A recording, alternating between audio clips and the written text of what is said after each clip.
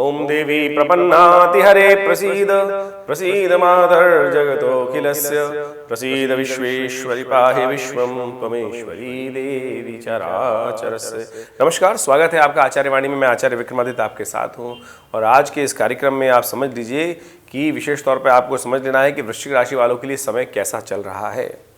देखिए वृश्चिक राशि वालों, आप मंगल प्रधान राशि वाले व्यक्ति हैं और मंगल प्रधान विशेष तौर पर कई प्रकार से सावधान रहते हुए कार्य करने की ज़रूरत है।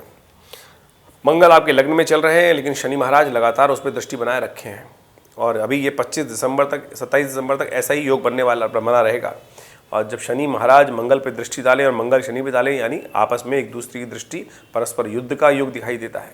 और ऐसे युद्ध में कभी तख्ता कभी तखत, यानी ग्राफ कभी ऊंचा कभी नीचा, अच्छा खासा पेंडुलम की तरह जीवन बन जाता है। कुछ सब कुछ बलिया चलते हुए कहीं हल्की सी कुताही हुई और बस जब स्पीड में गाड़ी चल रही होती है तो यही होने के योग बन जाते हैं कि स्पीड में गाड़ी चल रही है, हल्की सी गलती, और ऐसे में यदि सावधानी से रहे तो बहुत बढ़िया तरीके से, क्योंकि मंगल भी शक्ति संपन्न है और साथ साथ और शनि महाराज भी शक्ति संपन्न है और साथ साथ बृहस्पति भी शक्ति संपन्न है और शुक्र भी शक्ति संपन्न है। ये समझ लीजिए, शुक्र भी अपने स्वराशि में बैठे हैं और बृहस्पति भी बहुत सुंदर योग बना रहे हैं। तो ऐसे में इन सब योग का लाभ आप कैसे उठा सकते हैं? सबसे बड़ा उपाय है सावधानी। जब गाड़ी स्पीड से चल रही हो, थोड़ा सा रास्ता सकरा हो, तो आंख खोलकर स्टीयरिंग पे हाथ अच्छे से बनाए रखना चाहिए। बस यही सबसे बड़ा उपाय है। यदि ये कर आप निकल लें तो खैर सिलसिलेवार तरीके से हम ये भी बताएंगे आपको कौन सा ग्रह योग किस प्रकार का है, कैसे बनने वाला है। तो उन सब चीज़ों को समझते हुए कार्य करेंगे तो आपके लिए सुंदर रहेगा। तो वृश्चिक राशि वालों समझ लो सिलसिलेवार तरीके से दिसंबर के पहले भाग में क्या कुछ होने के योग हैं। तो 1 दिसंबर का हम पंचांग सबसे पहले डिस्कस कर लेते हैं। 1 दिसंबर को शुक्रवार का अवसर, चतुर्थी तिथि और साथ साथ मार्गशीर्ष मास की चतुर्थी कृष्ण पक्ष की विद्यमान है और बहुत अच्छे ग्रह आपके बने हुए हैं। लाभ के संकेत, सदमा परिवर्तन जैसे ही होगा करीब 10:15 बजे के आसपास, ये आपके भाग्य में उन्नति के योग देने के योग बनाएगा, भाग्य में आगे बढ़ने के सुंदर योग बना सकता है। भाग्य से बहुत सारे लाभ प्राप्ति के योग बन जाएंगे। धर्म में आपकी आस्था अच्छी जागती दिखाई दे रही है और जहाँ धर्म होगा वहाँ सुख भी अवश्य होने के योग बन जाएंगे। इसलिए कोशिश ये करें धर्म युक्त रहते हुए कार्य करें, भगवान का ध्यान रखते हुए कार्य करेंगे तो बहुत सुंदर तरीके से आगे सुंदर योग बनते दिखाई दे रहे हैं। सर्वार्थ सिद्ध योग भी विद्यमान है और जो करीब करीब शाम को 4:30 बजे तक विद्यमान रहेगा। तो इसका लाभ लीजिए। कोई नया कार्य आरंभ करना हो तो सुंदर तरीके से इसका लाभ लेने का योग बनता दिखाई दे रहा है, उससे लाभ लेते हुए कार्य करने का प्रयास करें। लेकिन सूर्य और मंगल का योग जो लग्न में चल रहा है वो थोड़ा सा एंजाइटी बढ़ा रहा है, तो उसको ध्यान रखना है। परोपकार के ज़्यादा काम करें, वो आपके लिए अच्छा रहेगा। ये सबसे श्रेष्ठ उपाय। 2 दिसंबर की यदि हम बात करें तो रवि शनिवार का अवसर, पंचमी तिथि और ग्रहों का योग बहुत अनुकूल आपके लिए। धर्म युक्त काम करेंगे और हमें नहीं लगता कि आपके द्वारा कोई भी गलत कार्य चाहकर भी, आप चाहेंगे किसी का कुछ बुरा करना तब भी नहीं कर पाएंगे। साफ साफ मन कहीं ना कहीं आखिरी टाइम पे जाके कहेगा छोड़ क्यों करूं किसी का गलत। गुस्से में आकर कुछ भी एक बार तो निकल सकता है मुख से, क्योंकि ग्रह थोड़े से इस वक्त चल रहे हैं जिद में, लेकिन आप लास्ट मोमेंट तक किसी का गलत नहीं कर सकते, ये साफ साफ विद्यमान है। तो ऐसे में कुछ उपाय करना आपके लिए अच्छा है। सबसे श्रेष्ठ में ध्यान रखिएगा, लोहे के काम से आपको बचते हुए कार्य करना है और लोहे लकड़ी के काम से थोड़ा बचते हुए कार्य करना, ये अच्छा, ये आपके लिए बहुत ज़रूरी है। उपाय के तौर पर सबसे श्रेष्ठ है कि शनिवार का अवसर, मंगल शनि का टकराव जो चल रहा है उसको ठीक करते हुए हनुमान जी के मंदिर में जाकर एक सिंदूर का चोला विशेष तौर पर उनको अर्पित करने का प्रयास करें। चमेली के तेल में सिंदूर मिलाकर हनुमान जी को पूरा स्नान कराएं और फिर उनको वस्त्र धारण करके उनका विधिवत पूजन करें, भोग लगाएं। ये सबसे श्रेष्ठ उपाय आपके लिए रहेगा। 3 दिसंबर की हम बात करें, रविवार का अवसर है और साथ साथ उस दिन षष्ठी तिथि विद्यमान है और ग्रहों का योग दिखाता है कि सुबह सुबह रवि योग भी विद्यमान हो जाएगा, जो दोपहर को करीब 1 बजे तक विद्यमान रहेगा। नए कार्य आरंभ करने के लिए पूरा ग्रहों का योग सुंदर बना हुआ है। तो ऐसे में और उसको लाभ उठाते हुए काम कर लें, धर्मयुक्त काम करें, धर्म में थोड़ी सी आस्था जगाएं, भगवान के प्रति थोड़ा सा पूजन पाठ और कर लें तो अच्छा रहेगा। ऐसे में देखिए रविवार का अवसर है, थोड़ा सा नमक का दान करना आपके लिए बड़ा श्रेष्ठ दिखाई देता है। पर ध्यान ये रखना है कि मंगल महाराज सूर्य के साथ जो लग्न में विद्यमान है, शनि उस पर देख रहे हैं, तो कोई जिद भी सवार हो सकती है। ध्यान रखते हुए कार्य करेंगे तो सुंदर रहेगा। अननेसेसरी किसी झगड़े में न फंसें, ये सबसे बात विशेष तौर पर ध्यान रखते हुए कार्य करें। भगवान सूर्य को अर्घ्य देकर दिन का आरंभ करना आपके लिए सुंदर रहता है। 4 दिसंबर को ग्रह गणना विशेष तौर पर दिखा रही है, सोमवार का अवसर, सप्तमी तिथि।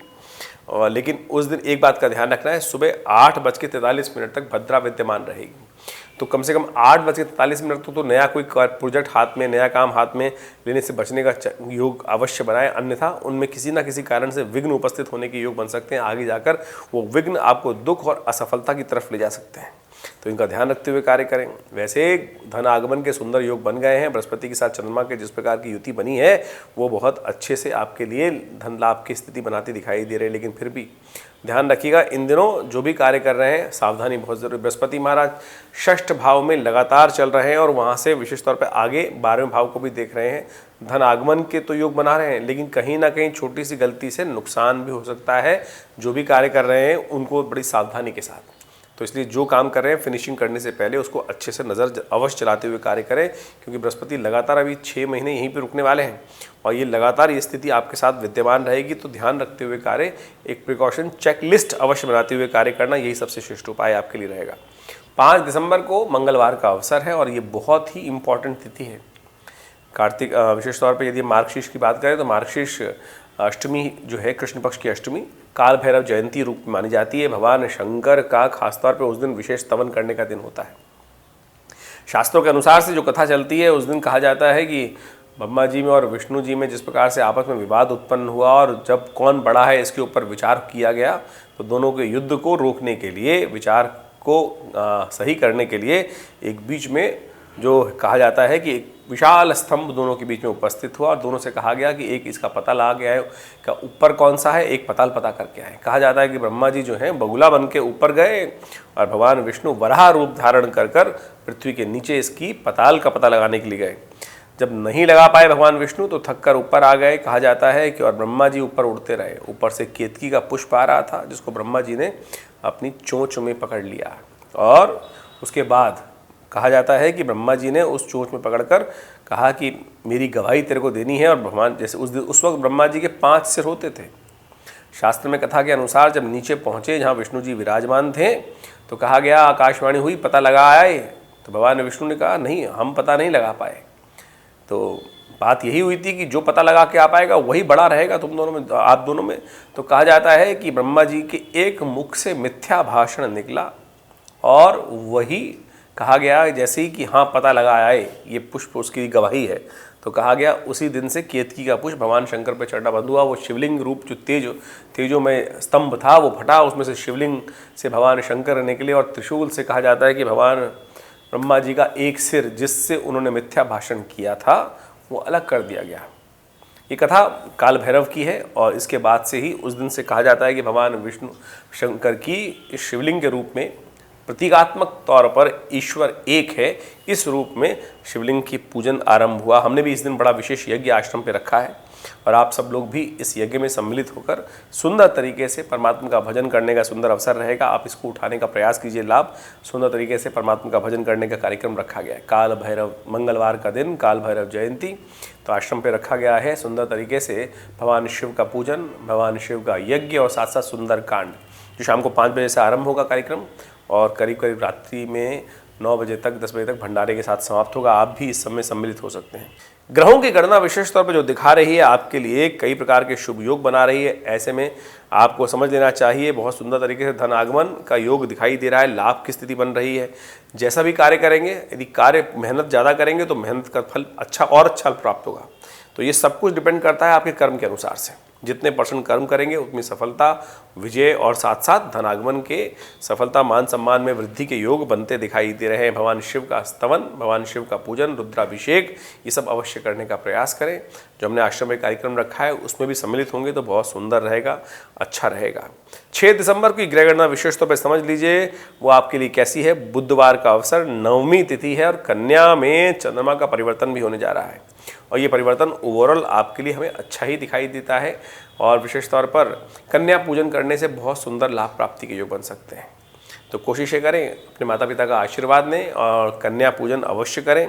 ग्रह गणना आपके लिए अनुकूल बनी हुई है, सुंदर तरीके से लाभ की स्थिति प्रबल है। चंद्रमा प्रबल होकर स्वयं लाभ वाले स्थान में चले जाएंगे तो आपके लिए अच्छा है और ये विशेष तौर पर कन्या पूजन से आपके लाभ की तरफ और बढ़ सकते हैं। 2-3 दिन ग्रह योग ऐसे ही बने हुए हैं।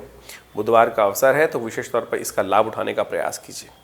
और अब हम बात कर लेते हैं 7 दिसंबर की। 7 दिसंबर को बृहस्पतिवार का दिन दशमी तिथि विद्यमान है और ग्रह आपके जो बता रहे हैं वो थोड़ा सा अननेसेसरी आपको एंजाइटी बढ़ाने के योग दे रहे हैं। सूर्य मंगल का योग जो इस वक्त लग्न में चल रहा है वो बेकार कामों में बहुत जल्दबाजी आपको देता दिखाई दे रहा है। छोटी छोटी बातों में एकदम दिमाग गर्म हो सकता है, इससे बचने का प्रयास कीजिए। पहले सोचिए समझिए फिर बोलिए, फिर अन्यथा सूर्य यहाँ पर आके एग्रेसिव ज़्यादा हो रहे हैं और वो आपके समस्याओं को उत्पन्न और ज़्यादा कर सकते हैं।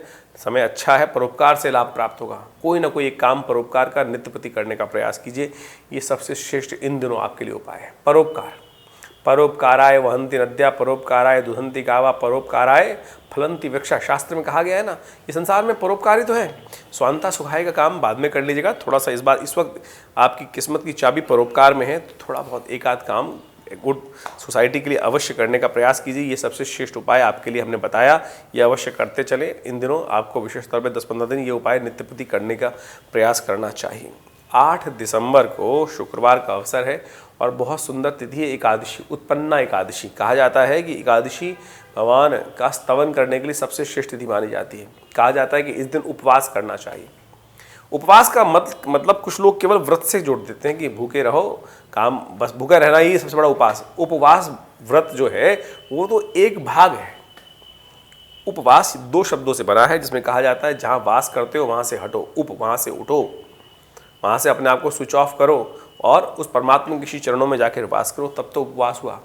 केवल भूख हड़ताल करना या खाना ना खाना तो वो तो केवल ऐसा हो गया कि जिद पकड़ के बैठ गए कि भगवान मेरी मनोकामना ठीक कर और मैं नहीं तो भूख खाना नहीं खाऊंगा।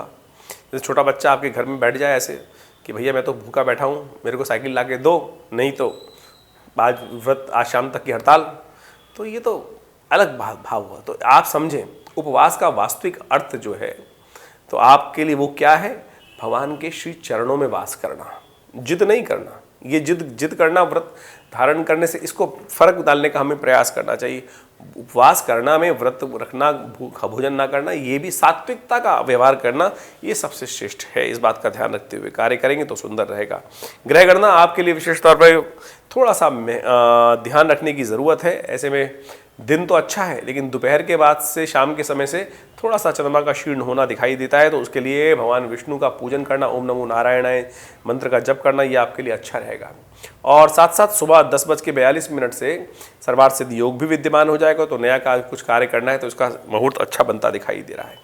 9 दिसंबर को विशेष तौर पर ग्रहों की बात करें तो शनिवार का अवसर, द्वादशी तिथि और ग्रह योग थोड़े से भारी हैं। अननेसेसरी के जुर्माने कुछ परेशान कर सकते हैं, तो इसलिए जो भी काम करें बहुत स्कैन करके करते हुए करना का प्रयास कीजिएगा। वहाँ थोड़ा सा ग्रह भारी दिखाई देता है। ऐसे में उपाय के तौर पर कुछ खास उपाय हम आपको बता रहे हैं, वो नोट कर लीजिए, वो करेंगे तो अच्छा रहेगा। उपाय के तौर पर जो सबसे श्रेष्ठ उपाय आपके लिए दिखाई देता है ग्रहों के दृष्टिकोण से, वो आप नोट कर लीजिए। हनुमान चालीसा का पाठ, हनुमान चालीसा का पाठ करें, सुंदरकांड का पाठ करें, और या हनुमान जी के मंदिर में जाकर एक चूरमे का भोग लगाना आपके लिए अच्छा रहेगा। 10 दिसंबर को प्रदोष का दिन बन रहा है। द्वादशी थोड़ी वृद्धि है और उसके बाद त्रयोदशी का आगमन हो जाएगा। शाम को प्रदोष काल में त्रयोदशी रहेगी और रवि प्रदोष का योग बन गया है। ये रवि प्रदोष समस्त प्रकार के कष्टों को हरने वाला है। आपकी एंजाइटी संबंधी समस्या, और क्योंकि इन दिनों सूर्य जिस प्रकार का योग बना रहा है, अभी कुछ दिन और भी है यहाँ पे, तो ऐसे में ये सब समस्याओं को ठीक करने के लिए सबसे श्रेष्ठ उपाय आप कर लीजिए। सूर्य एंजाइटी बढ़ाएगा, क्रोध बढ़ाएगा, इन सब पे विजय प्राप्त करने के लिए प्रदोष का जो योग बना है इसको आप करें। शाम के समय जब सूर्यास्त हो जाए, सूर्यास्त के 45 मिनट तक आप दूध से भगवान शंकर का अभिषेक करिए और उसके बाद विशेष तौर पर भगवान शंकर का आशीर्वाद लेने का प्रयास कीजिए, तो कल्याण के योग बनेंगे, अच्छा रहेगा, आनंद रहेगा। ये समस्त उपाय जो हमने आपको बताए हैं ये सब बड़े इजी हैं, आसानी से आप कर सकते हैं। और यदि कोई दिक्कत पड़े, जैसे रुद्राभिषेक वगैरह कोई उपाय बताए जा रहे हैं, तो आप आश्रम पर भी इन सब सुविधाओं का लाभ ले सकते हैं। दिल्ली में विवेकानंद योगाश्रम लक्ष्मी नगर में स्थित है और वहाँ पर नित्य प्रति करीब 8 घंटे यज्ञ होते हैं और आप भी उन सब यज्ञों में सम्मिलित होकर सुंदर तरीके से परमात्मा का आराधन कर सकते हैं और माँ भगवती का दर्शन कर सकते हैं। समय समय पर हमारे यहाँ विशेष कार्यक्रम रहते हैं, आप सब लोग उन सब में सम्मिलित हों, ईश्वर का आशीर्वाद लें, भगवान की आराधना करें। रविवार को विशेष यज्ञ में आप सब लोग सादर आमंत्रित रहते हैं। सुबह करीब 8 बजे से लेकर 10 बजे तक ये कार्यक्रम रहता है, भंडारे का विशेष कार्यक्रम रहता है। तो उस दिन भी आप सब लोग जो भी आना चाहें आश्रम पर सादर आमंत्रित हैं, हमसे डायरेक्टली मिल सकते हैं उस दिन आकर, और आप सबके जीवन में कल्याण हो। इन समस्त गतिविधियों से आप जुड़ें। धन्यवाद, नमस्कार।